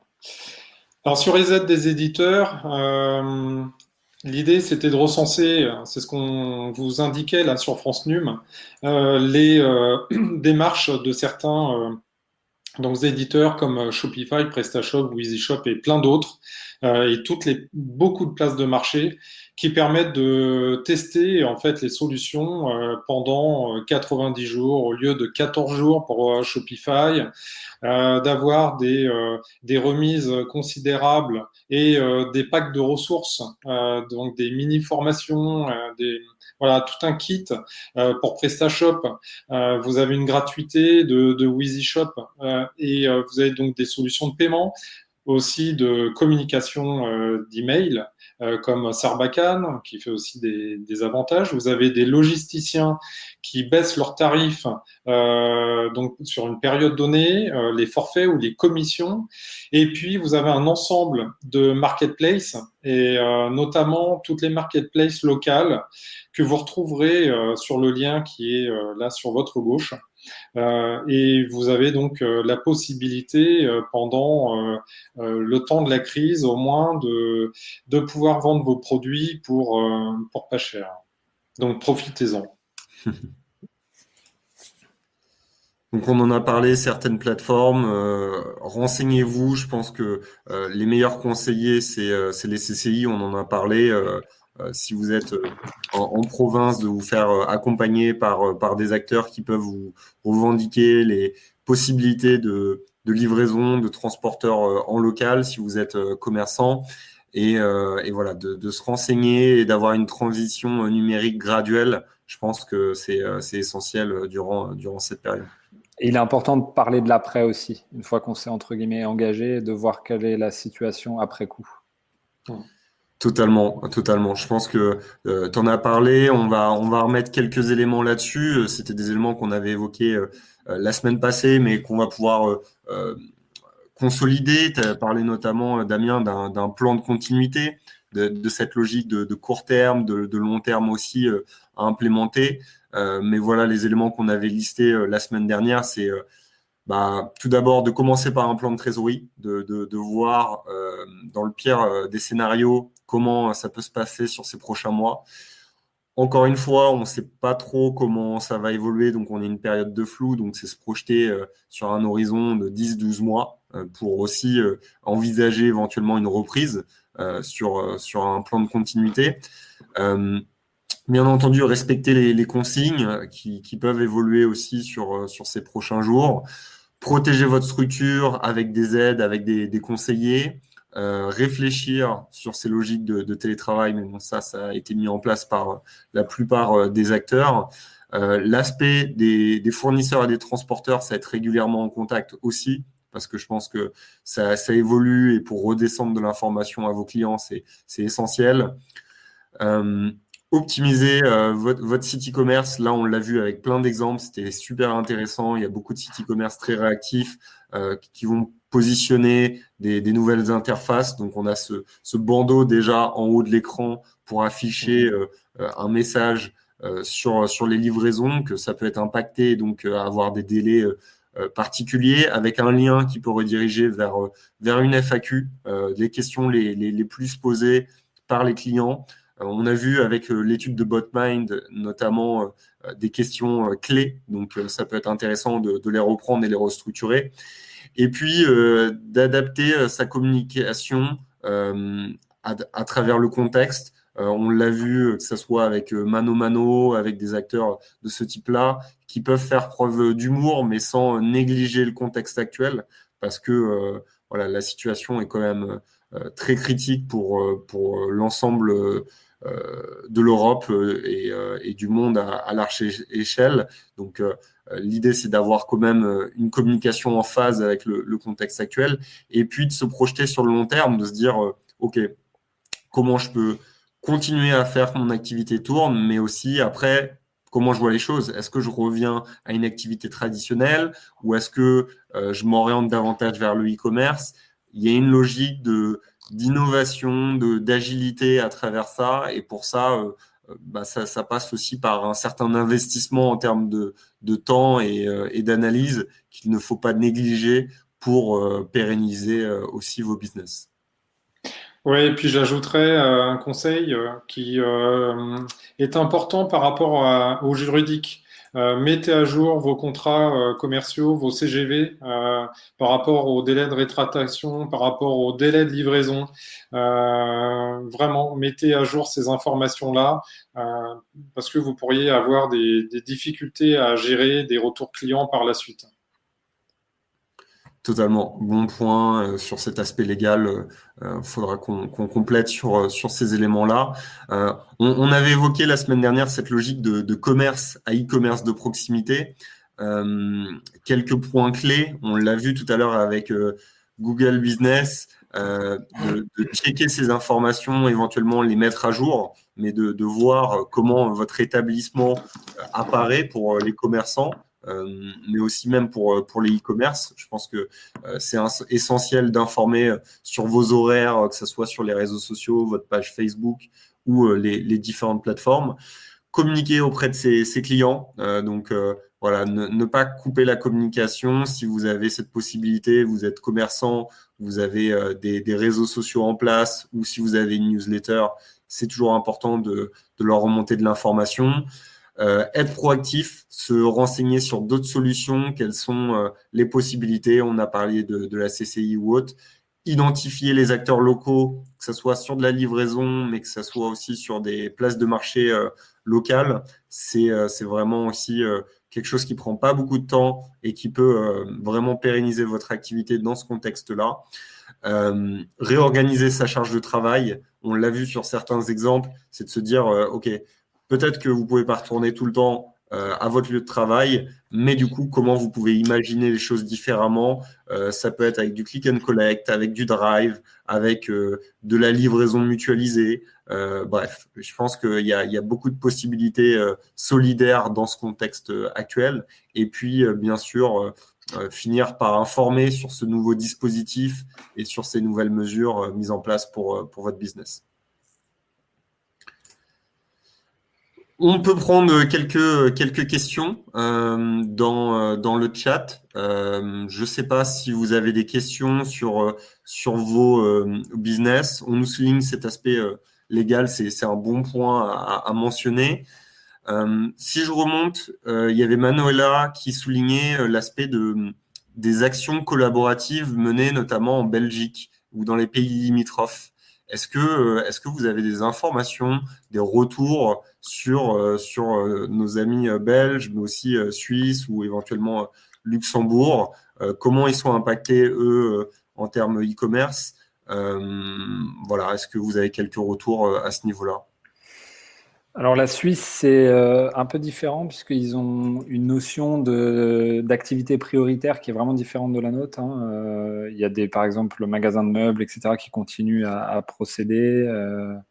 Donc la Suisse, ils sont impactés évidemment, mais beaucoup moins. D'ailleurs, dans l'étude e-commerce Europe, c'est intéressant, il y a un point sur la Suisse, une fiche sur la Suisse.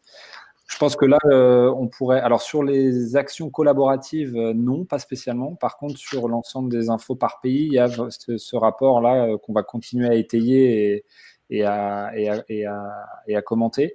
D'e-commerce Europe qui est pas mal. Par pays, il y a vraiment pas mal de pays en Europe, il y en a 13. Les actions collaboratives, en plus de ce qu'on a dit là sur la France, en Belgique ou en Suisse, non, j'ai pas, ou au Luxembourg, j'ai pas entendu parler de choses particulières de mon côté. En fait, l'e-commerce est essentiellement impacté par les décrets du gouvernement. Donc, toutes les précautions d'usage qui sont prises dans l'e-commerce sont liées aux règles gouvernementales, sanitaires et de confinement. Donc, si l'État est plus souple là-dessus, peut-être qu'il n'est pas nécessaire de communiquer de la même façon dans les différents pays. Il faut s'adapter en fait. Hein. Donc, bon, moi, j'ai pas d'infos particulières par rapport à ces pays-là. Ouais. Aujourd'hui, ce qu'on peut dire, c'est que sur les pays limitrophes, ils sont pas impactés autant que la France. Donc, au final, il y a un peu de temps de décalage sur les logiques de confinement, mais aussi sur l'impact logistique. Donc, au final, la réaction sera peut-être un peu décalée par rapport à des marchés comme l'Espagne, l'Italie et la France notamment. Donc, c'est peut-être sur ces autres pays où il faut regarder un peu plus sur les logiques collaborative et remonter de l'information sur ces aspects-là. Autre élément, alors il y avait 28 batteurs qui parlaient de l'aspect de saisonnalité. Alors c'était pas forcément une question, mais je vais le transformer sa remarque en question. C'est ok, je suis un commerçant, un e-commerçant, je suis fortement impacté par la saisonnalité. Je sais que ma grosse période, c'est là sur ces prochains mois parce qu'il y a Pâques, parce que il y a l'été aussi qui arrive. Euh, Comment je vois les choses? Si ma période phare, c'est l'été, comment je peux m'adapter? Comment je perçois mon business et comment préparer une période à forte saisonnalité cet été?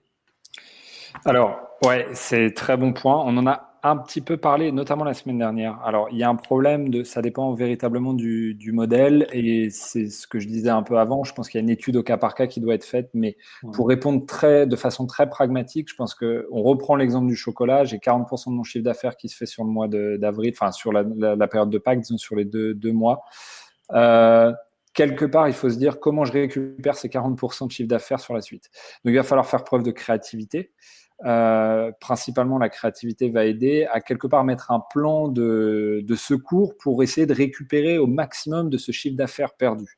Sur le court terme, il y a toutes ces solutions dont on a parlé et ça dépend véritablement de l'activité, mais il y a des solutions de se dire est-ce que le e-commerce peut me permettre maintenant de quand même récupérer une partie de ce chiffre d'affaires qui est nécessaire et que je devais faire à ce moment-là.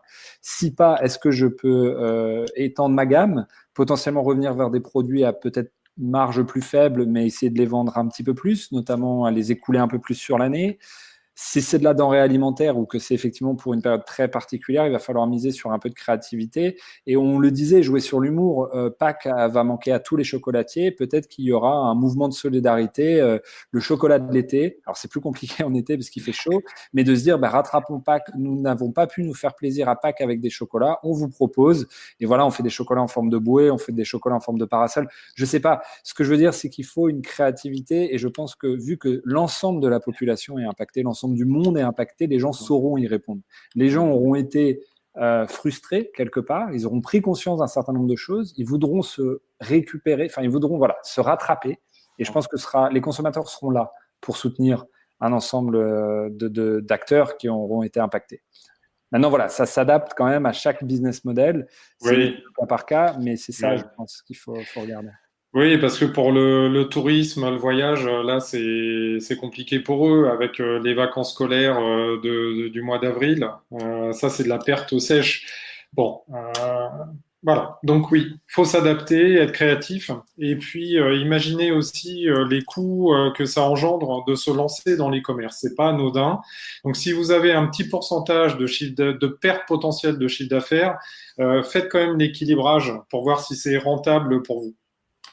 Et puis, il y a aussi une partie négociation, mine de rien. On peut rentrer de nouveau dans une négociation pour, comme disait Vincent, si on a vraiment une perte, alors soit marginale, soit importante, mais une négociation pour que tout le monde, comme une coopérative, pour que tout le monde réduise un petit peu, entre guillemets, ses marges et que tous ensemble, on essaye de s'en sortir. Donc, renégocier ses tarifs, quitte à reprendre un petit peu plus tard.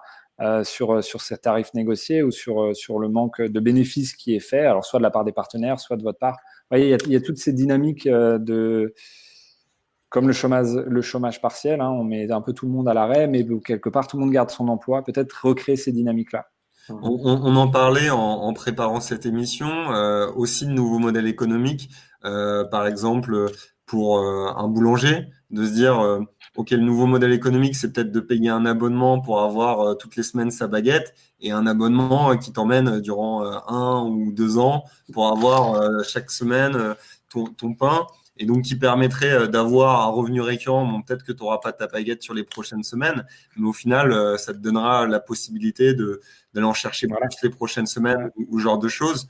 Ça, c'est des modèles économiques que vous pensez possibles à travers cet aspect solidaire. Je suis consommateur, je me dis, bah, OK, je vais payer peut-être tous les mois pour les aider durant cette période difficile. Et peut-être que sur le moyen long terme, bah, je serai peut-être un peu plus gagnant financièrement.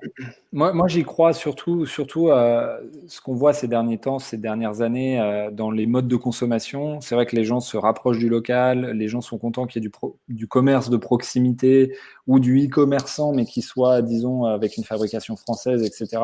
Et je pense que les gens prennent de plus en plus conscience de l'importance d'un écosystème varié, proche, et donc ils sont prêts à faire l'effort. Je pense qu'on sous-estime même le nombre de personnes qui sont prêtes à payer une baguette virtuelle d'1 euro, de faire l'impasse sur un café, par exemple, mais de plutôt le mettre dans la baguette qu'ils n'auront pas, entre guillemets, hein, mais pour faire que le fond de roulement du boulanger perdure, enfin en tout cas soit maintenu, etc. Je crois à ce genre, alors toute proportion gardée, bien entendu, mais mutualiser dans ce sens-là, faire preuve de solidarité économique, pour moi ça a du sens, notamment avec les nouveaux modes de consommation. Oui, et puis pour rebondir, il y a des initiatives pour acheter des bons cadeaux, donc des plateformes, 2 plateformes notamment, dont je repartagerai les noms la semaine prochaine, qui se développent justement pour apporter de la trésorerie auprès des commerçants. Bon, c'est à voir si ça peut fonctionner, mais l'initiative est à saluer en tout cas, et oui, il faut aider, c'est de la solidarité. Après la crise, on en reparlera, parce que la solidarité, en général, elle s'oublie vite. Très bien, merci messieurs pour cette seconde intervention pleine de contenu et d'idées. On me remercie dans le chat dans le chat pardon pour toutes les idées que vous avez communiquées, pour ces pistes de réflexion également pour aider les e-commerçants dans cette transition-là. J'invite tous les participants à contacter directement Damien, Vincent ou éventuellement moi pour plus d'informations sur des thématiques, sur des sujets. Si vous voulez être accompagné à travers les sujets évoqués, Vincent et Damien sont disponibles sur leur page LinkedIn. N'hésitez pas. Et puis, on va se retrouver très prochainement la semaine prochaine. J'en profite, je dis quelques mots sur également le dispositif que je vous ai annoncé en début de live. E-Commerce Nation a pour vocation d'accompagner l'ensemble des acteurs dans ce contexte particulier. Donc, vous avez bien entendu suivi ce live. Donc, chaque semaine à 16h, vous pouvez retrouver ce live. Et à côté, on a 2 actions qui sont très fortes puisqu'on lance notre offre de formation en ligne. Donc, si vous êtes dans une logique de vous orienter à terme, sur le moyen ou long terme, vers le e-commerce, vous pouvez rejoindre cette formation. Vous retrouverez le lien en description, e-commerce Nation Academy. Et puis, on a un dispositif totalement gratuit qui est le Slack privé. Vu qu'on a eu énormément de questions sur le premier live et durant ce second live aussi, on a décidé de mettre en place une plateforme communautaire qui va permettre d'échanger entre ses pairs, mais aussi de vous donner du conseil direct avec Vincent et Damien sur ce Slack-là. Donc, n'hésitez pas, on vous a mis un formulaire à remplir pour vous accepter et donc vous identifier sur cette plateforme. C'est un Slack qui est totalement dédié pour les e-commerçants. Donc voilà, on va vraiment faire attention à rester entre e-commerçants sur cette plateforme. Et donc, je vous dis à très vite pour mercredi prochain, le prochain live YouTube qu'on abordera ensemble. Et donc, on va continuer de vous accompagner dans ce contexte très spécial, mais qui ne doit pas stopper vos business sur ces prochaines semaines. Donc voilà, vous retrouvez plus d'informations en description sur l'aspect de formation en ligne, mais aussi pour le Slack privé, en espérant vous voir très vite sur la nation du e-commerce et échanger davantage ensemble lors du prochain live. Messieurs, merci à vous. Merci et bon courage. Merci beaucoup. À très très vite.